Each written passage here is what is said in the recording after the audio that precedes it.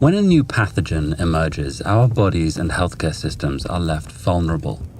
In times like these, there's an urgent need for a vaccine to create widespread immunity with minimal loss of life. So how quickly can we develop vaccines when we need them most? Vaccine development can generally be split into 3 phases.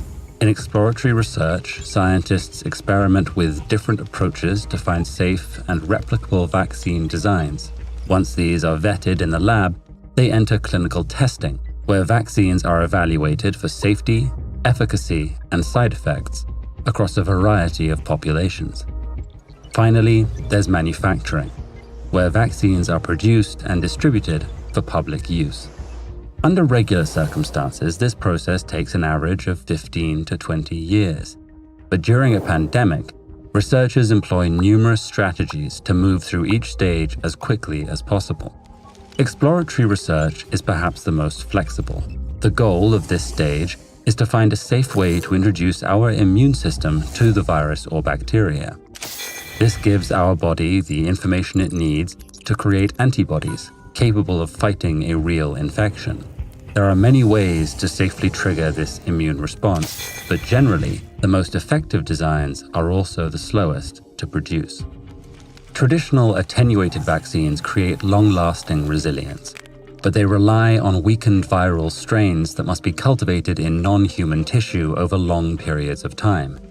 Inactivated vaccines take a much faster approach, directly applying heat, acid, or radiation to weaken the pathogen. Subunit vaccines that inject harmless fragments of viral proteins can also be created quickly, but these faster techniques produce less robust resilience. These are just 3 of many vaccine designs, each with their own pros and cons. No single approach is guaranteed to work, and all of them require time-consuming research. So the best way to speed things up is for many labs to work on different models simultaneously.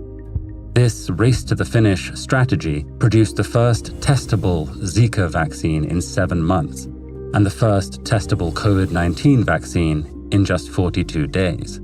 Being testable doesn't mean these vaccines will be successful, but models that are deemed safe and easily replicable can move into clinical testing, while other labs continue exploring alternatives.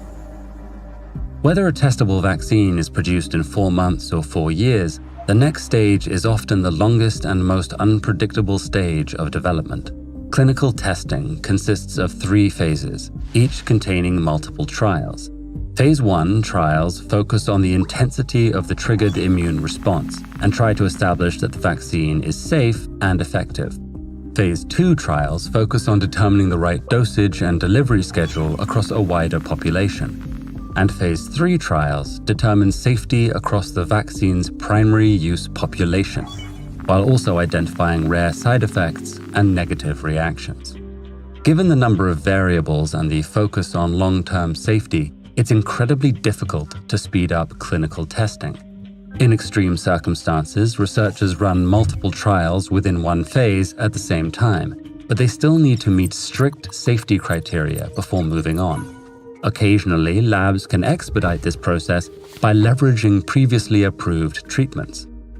In 2009, researchers adapted the seasonal flu vaccine to treat H1N1, producing a widely available vaccine in just 6 months.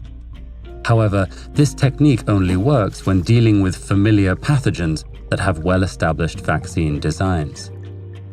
After a successful Phase 3 trial, a national regulatory authority reviews the results and approves safe vaccines for manufacturing. Every vaccine has a unique blend of biological and chemical components that require a specialized pipeline to produce. To start production as soon as the vaccine is approved, manufacturing plans must be designed in parallel to research and testing. This requires constant coordination between labs and manufacturers, as well as the resources to adapt to sudden changes in vaccine design, even if that means scrapping months of work. Over time, advances in exploratory research and manufacturing should make this process faster. Preliminary studies suggest that future researchers may be able to swap genetic material from different viruses into the same vaccine design. These DNA and mRNA-based vaccines could dramatically expedite all 3 stages of vaccine production. But until such breakthroughs arrive, our best strategy is for labs around the world to cooperate and work in parallel on different approaches.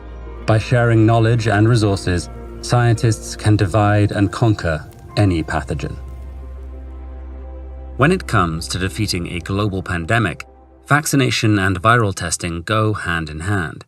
But what does it take to develop reliable tests that show if you've been exposed to a certain virus? Find out with this video. Or learn more about how pandemics end with this video.